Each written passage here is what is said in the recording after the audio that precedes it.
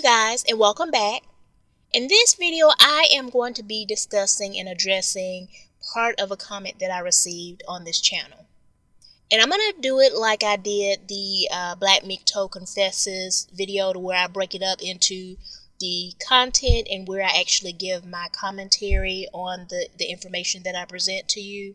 Just because if I try to do my commentary at the end, it's going to make it really, really long. And I know most people don't really like listening to, long videos. So I'm going to break it up into two parts. I'm just going to kind of, read the comment to you, and then I'm going to provide you some other sources, and then I'll probably place some of that information in the description box for you to kind of read over or read in its entirety, because I'm only going to be reading off part of it to you in this video. And then later on, I'm going to come back and do a commentary video for this first one.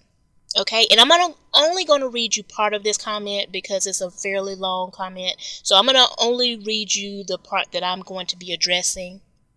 And now this comment comes from a user with the username of Nagon11, Nagone 11. He says, "Black men have gone MGTOW because of the raw deal many have seen and have been a part of. They see this game is skewed and that many black women hold no accountability for what has gone down and is going down right now. Many are going out of the country to other nations, not just Brazil, but other places like Germany, Angola, Ukraine, the Philippines, and other places for a so-called better deal. Many will come to the simple fact as they travel that female nature is the same most everywhere. Only the society and culture that shapes women into acting correct and makes them to be stand-up moral citizens is the defining factor. I could talk more about my African friends from Angola and Uganda and how women are held accountable and how this rape culture crap and victimhood status is literally thrown out the window. I've heard it said in an old African proverb, a culture can rise no higher than the moral position of its women." So when I read that comment, that made me curious as to the kind of conditions that women live under in those countries. So we're first going to look at Angola. And again, I'm going to try to place these links in the description box. Some of them are PDFs, so I'm not exactly sure if they'll work or not, but I'm going to try to put them down there for you so you can read them in their entirety. And this first article or report is the country reports on human rights practices for 2012. It says rape, including spousal rape, is illegal and punishable by up to 8 years imprisonment. However, limited investigative resources, poor forensic capabilities, and an ineffective judicial system prevented prosecution of most cases. In 2009, the police commissioner in Luanda estimated that 10 cases of rape occurred daily nationwide. However, local human rights NGOs believe the true incidence of rape was likely much higher. The Ministry of Justice and Human Rights worked with the Ministry of Interior to increase the number of female police officers and to improve police response to rape allegations. The National Assembly passed a law against domestic violence in June 2011. Penalties for violating the 2011 law had not been finalized by year's end, making implementation ineffective. Domestic violence against women, including spousal abuse, was pervasive in both urban and rural areas. In February, the Ministry of Family and the Promotion of Women representative for the Luanda neighborhood of Kazinga reported that she had registered 50 to 80 cases of domestic violence every day. The ministry opened a shelter for victims of domestic violence in, I can't pronounce that, Uige province. In March, a local human rights organization described domestic violence as the greatest impediment to achieving gender equity in the country. Promotion of Women registered more than 6,000 cases of domestic violence in 2010. Of these cases, 80% were for minor offenses, and 99.5% of the victims were women. Police and ministry statistics seriously undercounted the number of domestic violence cases, since many, if not most, victims believed that authorities would not help them, and they feared reprisal if they reported the abuse. Common law husbands or boyfriends perpetrated the majority of violence. And so the next topic is harmful traditional practices. It says religious leaders in Lunda Norte and UIGE provinces reported that societal violence against elderly persons and rural and impoverished women and children occurred occasionally, with most cases stemming from accusations of witchcraft. Some women were killed, beaten, or expelled from their families, or they died from mistreatment and malnourishment. Religious leaders who offered church-run shelters to victims reported that police did not take action due to fears that the women might practice witchcraft against them. Now, this next article is going to talk about the systematic rape of Congolese women and girls who are being expelled from Angola. It says systematic sexual violence continues to be carried out against Congolese women and girls caught up in mass expulsions from Angola to the Democratic Republic of the Congo.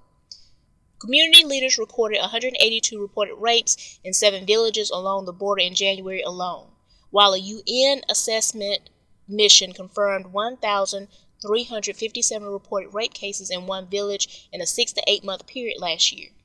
My findings strongly suggest that sexual violence is systematically being carried out against Congolese women and girls in the context of expulsions from Angola to the Congo. Many of the survivors who I spoke with confirmed that these violations occur in detention facilities in Angola as well as on the Congolese side of the border. Women recounted that they were raped by uniformed security forces during expulsion from Angola.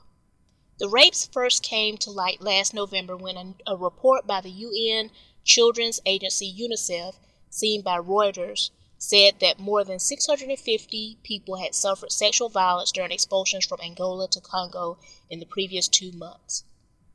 In a separate statement, Wallstrom praised Congo's government for taking action over alleged mass rapes in eastern Congo. 11 soldiers accused of raping more than 60 women in January in the town of Fizi went on trial at a military court on Thursday. And so next we're going to take a look at Uganda. This first article is titled Group Tackles Uganda Rape Epidemic. It says, tackling an epidemic of sexual violence in Uganda in which disabled women and girls are most vulnerable to abuse and seeking justice for the victims are at the heart of a campaign launched by the rights group Equality Now on Thursday. The Justice for Girls initiative will enable women and girls who suffer sexual violence to pursue justice through local channels, avoiding the slow, complex, and expensive process of taking a case to court. Victims have a bleak prospect of accessing justice for such atrocious crimes, said the group's legal consultant, Kimberly Brown. Sexual attacks often go unreported because of victim blaming, financial constraints, or ignorance of the law. Unprofessional conduct and corruption are rampant at various levels in the justice system, as is a lack of sensitive and appropriate treatment of people with disabilities who report crimes performed against them. Uganda is in the midst of a sexual violence epidemic, and most perpetrators go unpunished. Rape is the first sexual experience of almost a quarter of Ugandan women aged 15 to 49. And 39% of women in this age group have been subjected to sexual violence. 1 in 5 Ugandans are disabled, and women and girls with disabilities are most at risk of sexual violence. Often the burden of proof lies with the victim. Families tend to keep quiet either to protect their supposed honor or because of the stigma and lower societal value some community members attribute to people with disabilities. In 2007, a 13-year-old blind, deaf, and dumb Ugandan girl, Sanyu, was raped and fell pregnant. Her mother told the authorities the only men who would have had access to Sanyu were her father and 3 brothers, yet the police did not pursue the case. The police opened an investigation after the case was publicized in the media, but the government ignored Sanyu's mother's call for DNA testing to identify the rapist, and the case was closed. Following pressure and fundraising by rights groups, the case was reopened and DNA samples were taken from 3 of the 4 suspects in 2011, 4 years after the rape occurred. And now this next article is going to talk about the Ugandan children who were born of war, meaning their mothers were kidnapped and used as sex slaves, and they became impregnated, and these are the children that were born as a result of this. The title of the article is For Ugandan Children Born of War, the struggle continues. It says, actual combat may have ended almost a decade ago in northern Uganda, but for many women abducted by the rebel Lord's Resistance Army and the children they conceived in captivity, the war is far from over. Sexual exploitation, beatings, stigmatization, and community rejection, lack of medical care and education, and deprivation of land rights are among the challenges faced by those who escaped from or were released by the LRA. For 2 decades, from the mid-1980s, between 10,000 and 15,000 girls and women were abducted from their homes in northern Uganda to serve as fighters, porters, and sex slaves of LRA commanders. These forced unions resulted in a population group often neglected by post-war recovery programs. According to a recent article published by the International Center for Transitional Justice, thousands of such children exist on the margins, fathered through sexual violence by not only the LRA but also government forces and a multitude of other state and non-state armed actors. A new report by the Justice and Reconciliation Project, based in the northern town of Gulu, points out that scores more women were subjected to sexual violence and exploitations in the so-called protected villages where most of the population of northern Uganda was forced to live during the war. As if the original violations were not severe enough, female victims were especially susceptible to ongoing forms of re-victimization that extend long after initial violations occur. The consequences for the women of protracted stigmatization can include depression and other forms of mental illness, as well as increased vulnerability to future abuse and violence due to economic marginalization. Women interviewed by the report's authors said their new partners often do not want to pay their children's school fees, and the step-parents are reportedly a major source of insults against children born of war. They are continuously ostracized and isolated in some homes. Interviewees also reported many cases of sexual abuse of both female and male children born of war by stepfathers and other relatives. Reporting such abuse was very difficult, especially when the perpetrators were members of the armed forces. In the new relationships, the slightest disagreement between husband and wife gets blamed on the woman's past. Even when the man is also formally abducted, he can stigmatize the woman, accusing her of sleeping with many men from the bush as a means of justifying his abuse. One 17-year-old boy born in LRA captivity told the researchers, "We are sometimes told the home we are staying in is not our home, and the person taking care of us is not our father, that we should go and look for our father. This is always said by other children in that home. This makes our lives miserable." Children born in captivity and their mothers continued to suffer because while they were encouraged to return, there was limited support for their reintegration. Focus was largely on ex-combatants.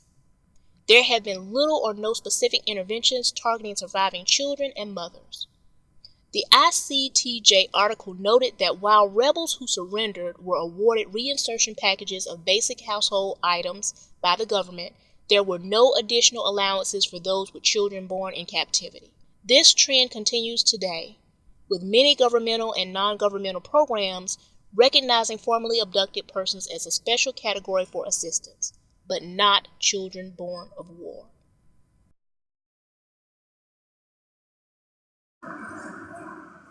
For this 14-year-old girl, only known as Bella, from one of the suburbs here in Kampala, was raped 3 months ago. She thought she could finish 2012 like her friends until a stranger raped her. I found her ready to have her evening tea and waited to tell the story that she does not like to share with everyone. Kuzanya breaking dance. Yeyirwa kusatu. Naye ngenda kusena amazzi ng'atuvudde. Awo we bankwatira. Coping with her past is still proving very difficult for Bella. Bella says she was staying with her married aunt, who used to beat her every day. So she fled her home hoping for a better life with friends, but unfortunately it's a decision she regrets. According to Vivian Kitio, their caretaker and the founder of Kisa Ministries, helping such girls is sometimes very challenging. They have psychological trauma. They feel worthless. They feel hopeless when they come in. In fact, they also contemplate, finishing their lives or that of their babies. When they come in, the level of anxiety is really, really high, but during their stay, they receive counseling. She was exposed to pornography at an early age. The husband to the aunt would bring blue movies at home, but one day he forgot to remove it from the DVD player. Omwana w'omulenzi yagiraba najja n'ampita n'angamba ngitereke. To her, she cannot forgive the person who raped her, although she does not know him. But her story is a reminder to other young girls to refrain from moving alone at night, as their lives remain at risk. I also spoke to 14-year-old Sarah, who is now 8 months pregnant, but she was raped by her father. Nga tusula mu nnyumba emu naye nga nze sirina wakusula nensula ne taata wange ku buliri taata wange nankwata ekiro. Confident and not bothered she looked, perhaps due to her age. Sarah says she forgave her dad, who is said to be behind bars in Luzira prison. But although she does not show her pain, it's deep inside. Her dream of becoming a nurse was cut short by a man who should have nurtured her and helped her to achieve her goals. However, she remains relentless and would like to go back to school after giving birth next year. Another teenager we met is 13-year-old Hadija, who was also raped by a stranger back in March this year. She was on her way from school when the ugly incident took place. I went for preps, then I went back home. I find the man who raped me and I became pregnant. She did not tell her parents but her friends.